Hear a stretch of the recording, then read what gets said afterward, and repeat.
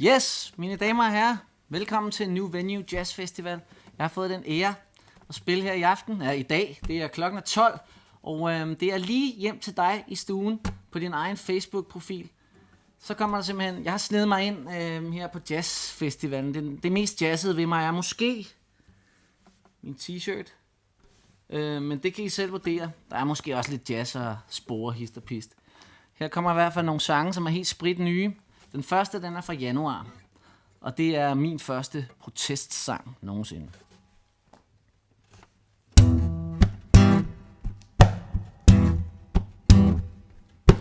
Dette er en vred opsang, en skuffet popsang. Dette er de vise sten, en universel sandhed, der ikke kan bøjes andet end i neon. For frygt sælger, det ved vi. Frygt skaffer vælger, det ved vi. Frygt kommer indefra, det ved vi. Frygt er noget alle har, det ved vi. Så hvorfor skal vi så stopfodres med, at det altid er dem, der ikke passer ind som fod i hose, er forkælet og vil have i sæk og i pose. De nasser på vores kasser. Ja, det er dem, den er gal med dem. Det er dem, der er farlige. Dem. Det er dem.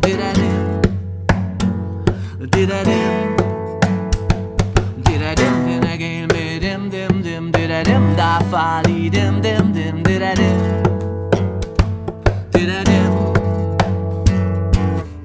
Vi saver i den samme gren, som vi alle sammen sidder på. Det ved vi. Når vi slår fejl, så slår vi igen. Når vi står stejlt, kommer vi ingen steder hen. Det ved vi. Så hvorfor skal vi så stopfodres med, at det altid er dem, der ikke passer ind som fod i hose, er forkælet og vil have i sækker i pose. De nasser på vores kasser. Ja, det er dem, den er gal med dem. Det er dem, der er farlige. Dem. Det er dem. Det er dem, den er gal med dem. Det er dem, der er farlige. Dem. Det er dem. Det er dem.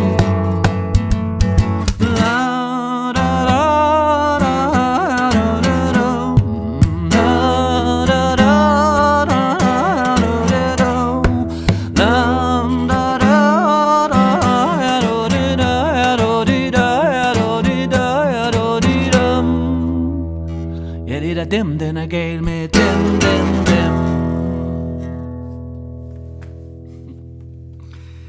Ja, det var så det første nummer, og det var det, jeg skrev i januar. Nu har jeg sagt, vi har faktisk lavet en aftale om, at jeg skal tale ind i det kamera der. Og så taler jeg ind i det der kamera også en gang imellem. Så jeg laver sådan nogle skift. Virkelig. Sådan der. Yes, hey, hvor det kører. Okay, men nu skal der det nyeste nummer, som jeg har skrevet i juni, og det kommer her. Det hedder Ser samme vej.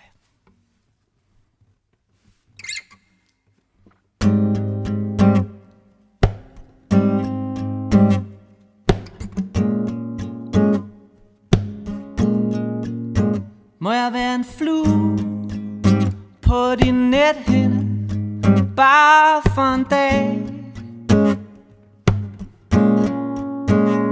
Gav vide, om du ser mig som stærk eller svag.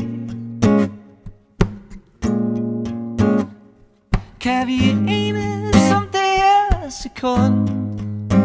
Ved vi begge, hvad det er, der gør så ondt? Tør jeg komme med det, der skuer? Tør jeg ja, tør du komme med det, der skuer? Tør du? For når vi ser samme vej, Ser vi så det samme, og hvad ser du? Jeg ser rødt, ja, når vi ser samme vej. Ser vi så det samme, og hvad ser du? Jeg ser rødt.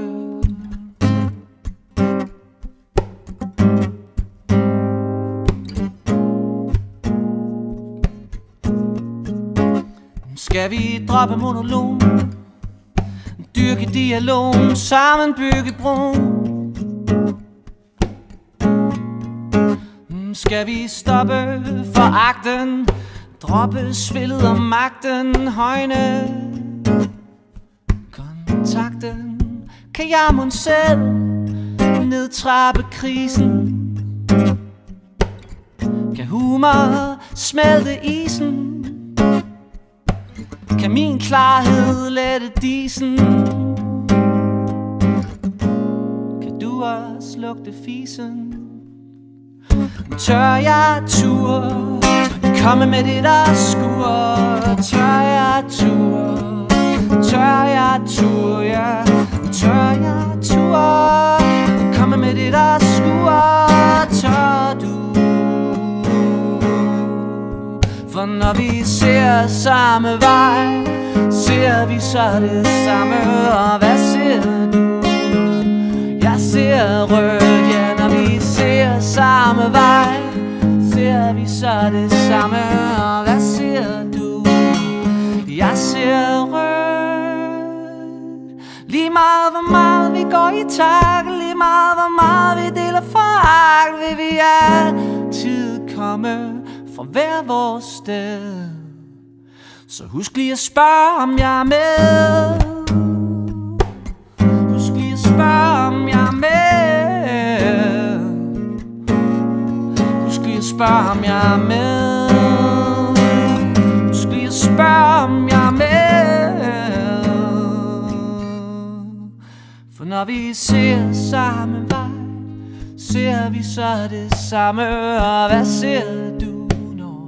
Jeg ser rødt, når vi ser samme vej, ser vi så det samme. Og hvad ser du, når jeg ser rødt?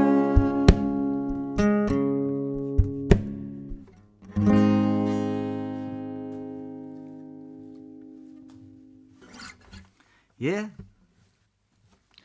Jeg håber I sidder og klapper derhjemme i stuerne. Det gør de bag pulten i hvert fald. Og nu vil jeg godt spille et nummer, som jeg faktisk aldrig har spillet live. I hvert fald ikke på den her måde. På guitar. Og man kunne selvfølgelig... Nej, jeg hopper ikke over til klaveret nu. Bare roligt derude bag pulten. Jeg bliver her. Det er faktisk et nummer, der handler om, at man kunne gøre alle mulige andre ting, end det man lige gør. Det hedder Jeg vil have fri.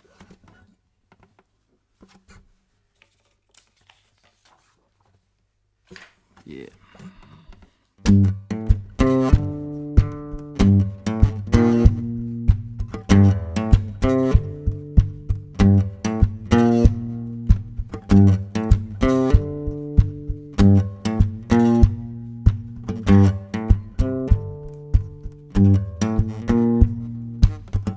Jeg kunne jo også finde en anden vej.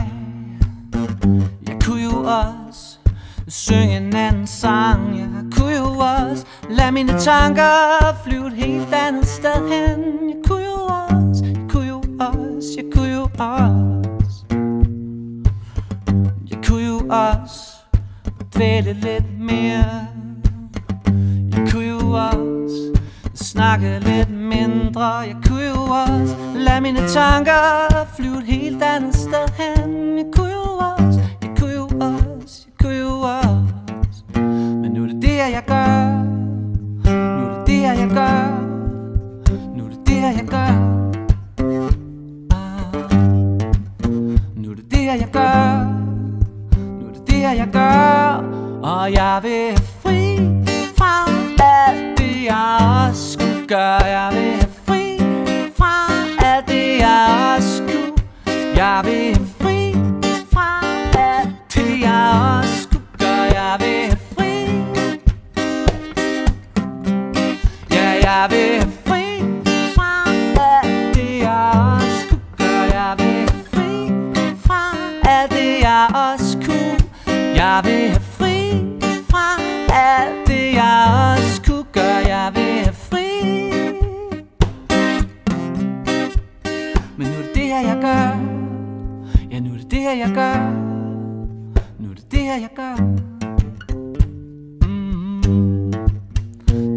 jeg gør.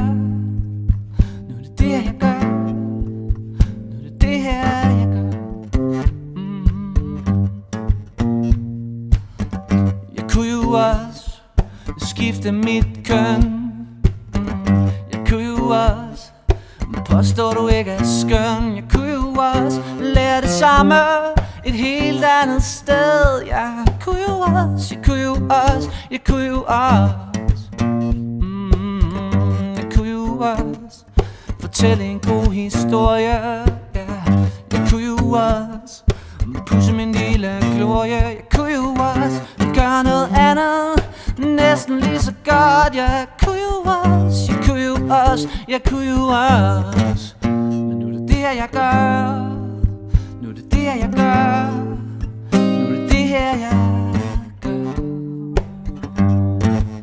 Ja, nu er det det her jeg gør. Nu er det det her jeg gør. Og jeg vil fri fra alt det jeg også kunne gøre. Jeg vil fri fra alt det jeg også kunne. Jeg vil fri fra alt det jeg også kunne gøre. Jeg vil fri. Jeg vil fri fra alt det jeg også kunne gøre. Jeg vil have fri fra alt det jeg også kunne. Jeg vil have fri fra alt det jeg også kunne gøre. Jeg vil have fri. Men nu er det det her jeg gør. Nu er det det her jeg gør. Nu er det det her jeg gør. Nu er det det her jeg gør. Nu er det det her jeg gør. Nu er det det her jeg gør. Yeah.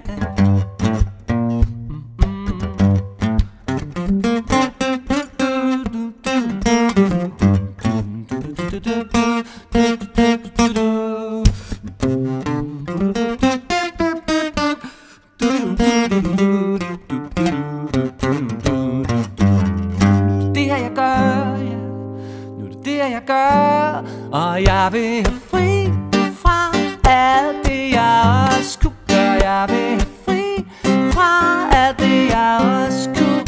Jeg vil have fri fra alt det jeg også kunne gøre. Jeg vil have fri.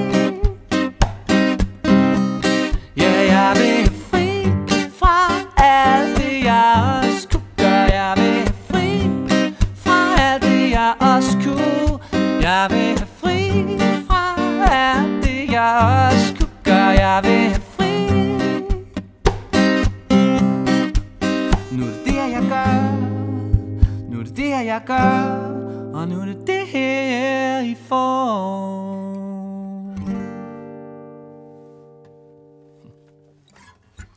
Yes, det var jeg vil have fri.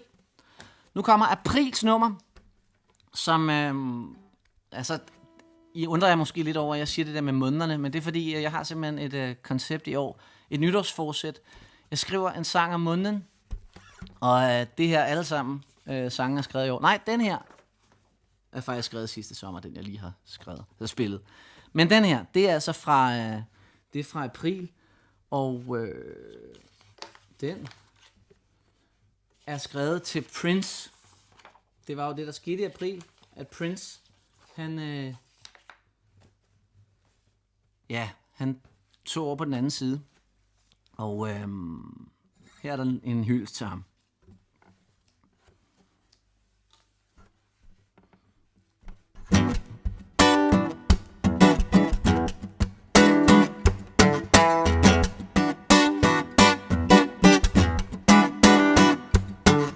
Hvis jeg nu bare var halvt så funky som dig. Hvis jeg nu bare var halvt så cool som dig. Hvis jeg nu bare var halvt så lille som dig. Hvis jeg nu bare var halvt så spansk.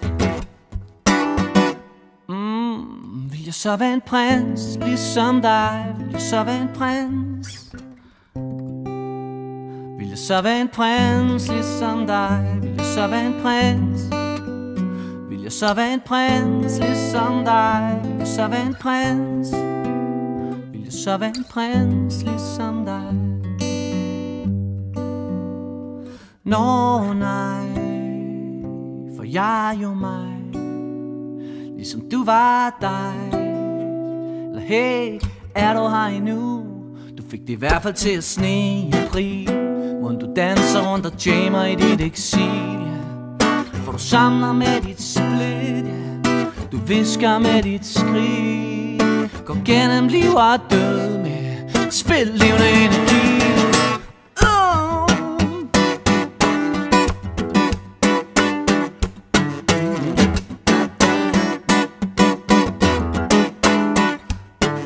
Hvis jeg nu bare var halvt så cool som dig. Hvis jeg nu bare var halvt så tight som dig. Hvis jeg nu bare var halvt så mystisk, karakteristisk, eklektisk, perfektionistisk, drastisk.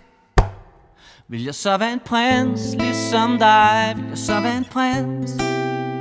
Vil jeg så være en prins ligesom dig? Vil jeg så være en prins? Vil jeg så være en prins ligesom dig? Vil jeg så være en prins? Vil jeg så være en prins ligesom dig? Vil jeg så være en prins? Nå nej, for jeg er jo mig, ligesom du er dig.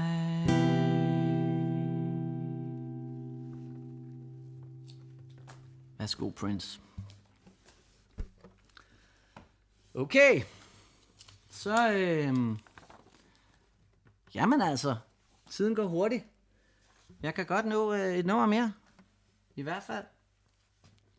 Så nu tager jeg et nummer, jeg skrev i maj, tror jeg. Det var vist Majs sang. Og det handler om at få skuldrene lidt væk fra nakken. Det er titlen, skuldrene væk fra nakken. Jeg tror også lige, at jeg tager en lille tår.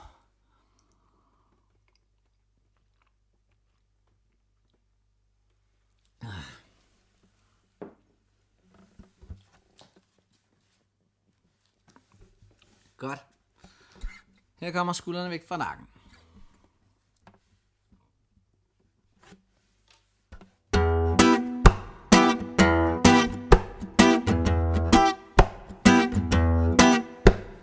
Kender du den idé om, at du hver dag skal gøre noget helt specielt?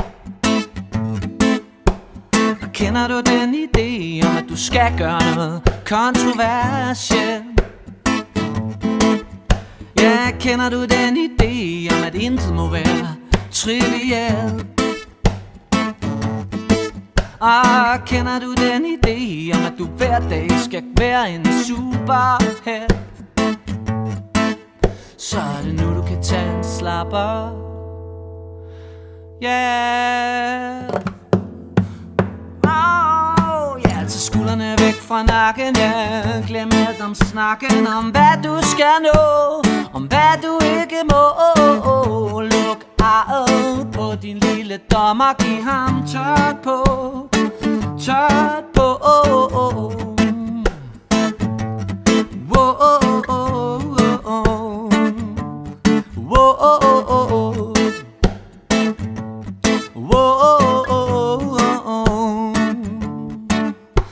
Er du trængt op i en krog af dine eller andres ambitioner?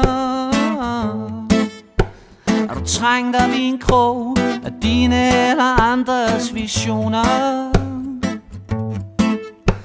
Er du trængt op i en krog af dine eller andres spekulationer? Dæmoner, illusioner, hormoner, depressioner, kanoner, sanktioner, millioner, aggressioner. Så det er nu du skal tage en slapper. Yeah.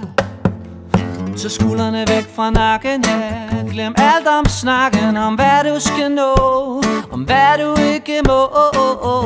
Luk arret på din lille dommer, giv ham tørt på, tørt på.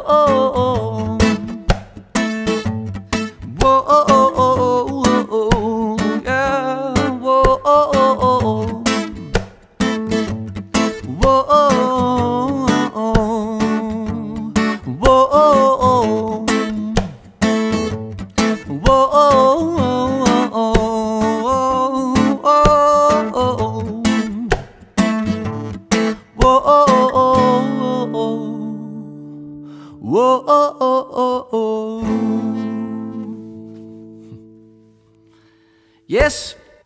Jeg er faktisk nået til vejs ende. Det var skønt at spille for dig hjemme ved skærmen. Og jeg håber, I klikker ind på New Venue Jazz Festival. Der kommer nemlig meget mere musik i løbet af dagen, også i morgen. Så fyr den af ude ved skærmene, og gå også lige ud og se noget rigtig live. Ha' det godt. Hej.